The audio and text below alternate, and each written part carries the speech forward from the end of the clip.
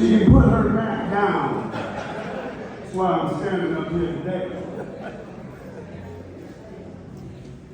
So I'm here to share my impact moment. The moment that affected me in my life. A memory in a paramount situation that actually saved my life. That comes from my mother, Idean. But let's keep in mind that Mama had 7 children from her body. She had 5 that she raised for a total of 12. Now, if you think everybody left that nest at 2806 Taylor Street like Brent, you got it wrong. I left way off the course, and we all know that. I want to also remind people that out of the 12 kids, Mama had a way of dealing with each of my siblings according to their character. She was true to that. Now, I think that's a gift that she had. Sign of true leadership. Let's get to my journey. When I left that living room at 18 years old to try to find something that I never found to this day, but I journeyed into darkness. One where there was no light and no end and no tunnel, because in my world there was not even a tunnel. My life was influenced by mind-altering chemicals and drugs and even homelessness and everything in association with their lifestyle.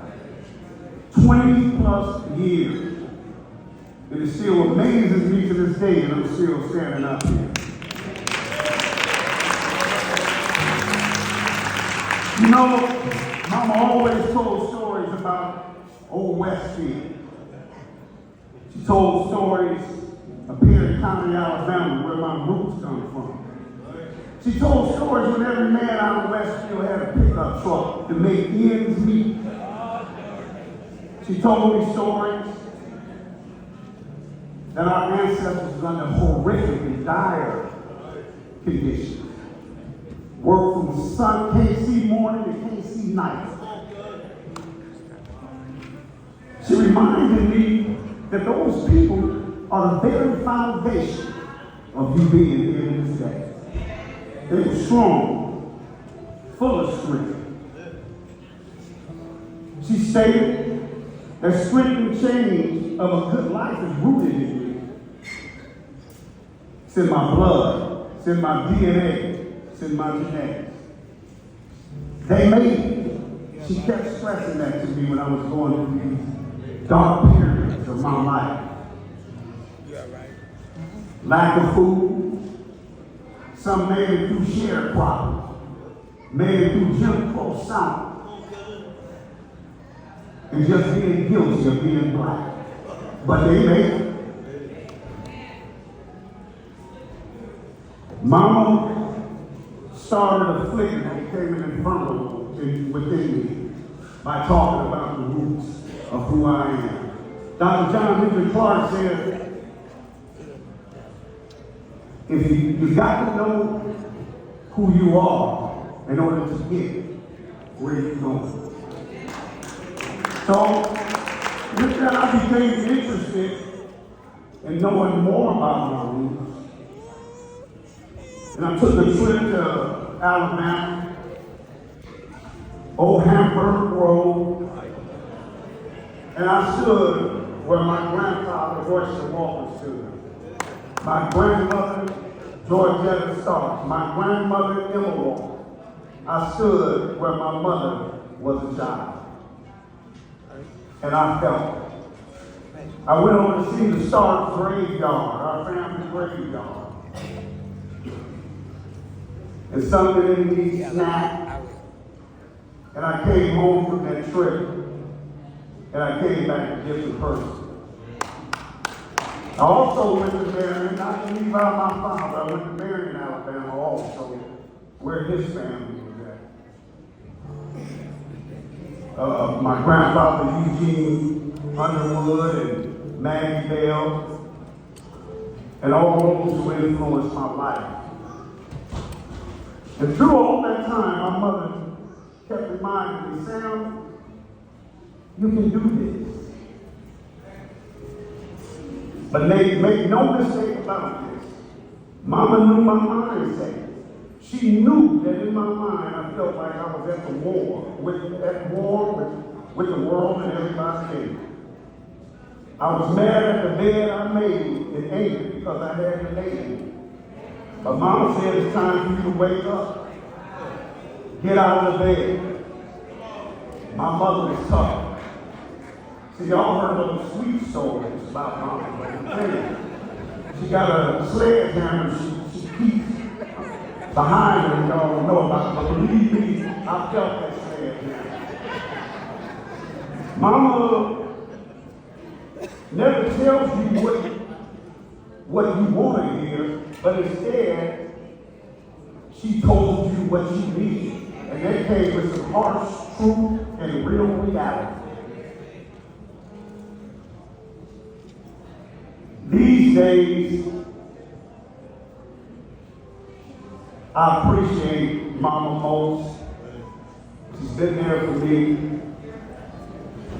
She gave me life April 12, 1965. She gave me life again November 9th, 2011. I've been sober from all mine off the city. Simply because I know who I am, I know my mission, I know what I got to do. I believe in ancestors. You know what amazes me? That we all sit in this room, but how many of y'all think that it was one person that crossed the Atlantic slave trade on a ship where most of them was dying, and that human being made it? And it's the source of a lot of us here today. We don't think of ancestors like that. We're still teaching strong daily. Men like Booker T. My dad. Every man had that good old pick. I got a pickup truck. And it's a scene to never want to die.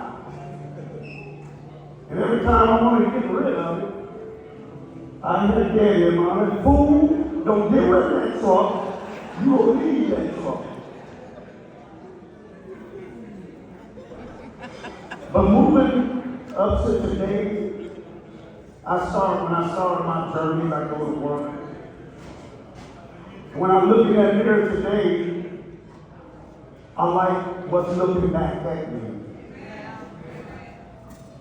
But it's not just me. It's a host of people.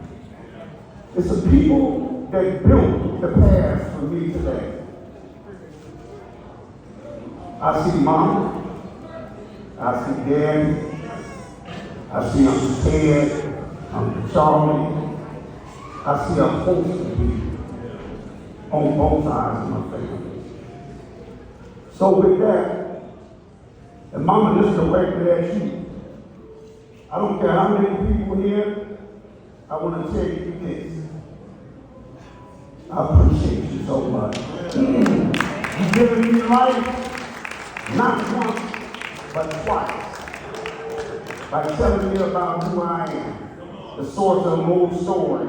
And I do not miss 1 week without going to see Mama, sitting in the living room with her. And I tell you this, y'all young kids starting off on your journey, your mission, you out there one of the rappers and whatever you into,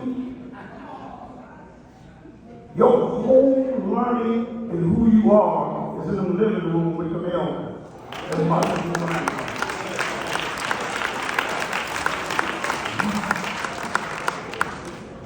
It just amazes me. I left at 18, never found no advice, went around the world, was in the military, only returned. I returned to that same living room and took that advice at almost 40 years later. So Mama, again, this is not even enough for the things you accomplish, love that you show. I really appreciate you. I'll see you on that next session next week in that little